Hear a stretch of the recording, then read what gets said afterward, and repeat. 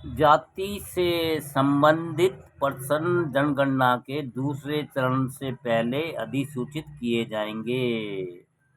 नई दिल्ली। पंजाब केसरी। सरकार ने बुधवार को संसद को बताया कि जनगणना की द्वितीय चरण में जाति की गणना की जाएगी और जाति से संबंधित प्रश्न दूसरे चरण शुरू होने से पहले अधिसूचित किए जाएंगे। गृह राज्य के मंत्री नित्यानंद राय ने एक सवाल के लिखित जवाब में यह जानकारी दी।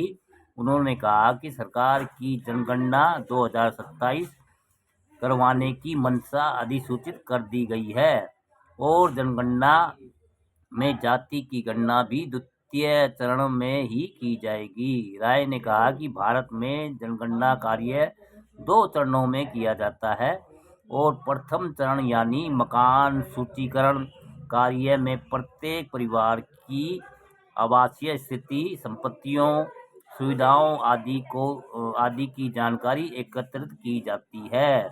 द्वितीय चरण यानी जनसंख्या जनगणना में प्रत्येक व्यक्ति के जनसंख्याकीय,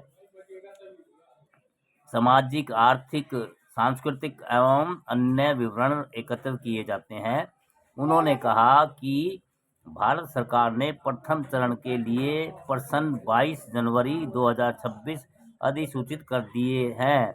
द्वितीय चरण के प्रथम, जिसमें जाति से संबंधित प्रश्न भी शामिल होंगे, जनगणना कार्य के दूसरे चरण के प्रारंभ से पूर्व अधिसूचित किया जाएगा। राय ने कहा कि तमिलनाडु राज्य सहित विभिन्न राज्यों की विभिन्न संस्थाओं से जाति की गणना से संबंधित कई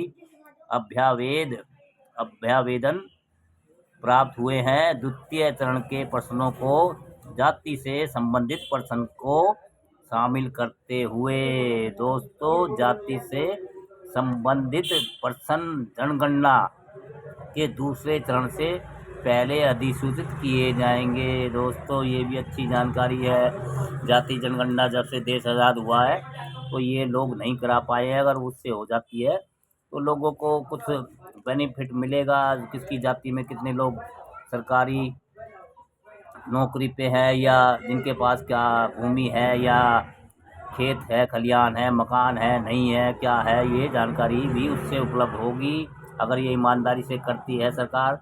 और ये सरकार खाली वोट के चक्कर में कर रही है तो हो सकता है कि फिर वो भाई पहले की तरह, पहले जो सरकार थी वही गुड़ गोबर करती रही तो ये भी वही कर सकती है दोस्तों।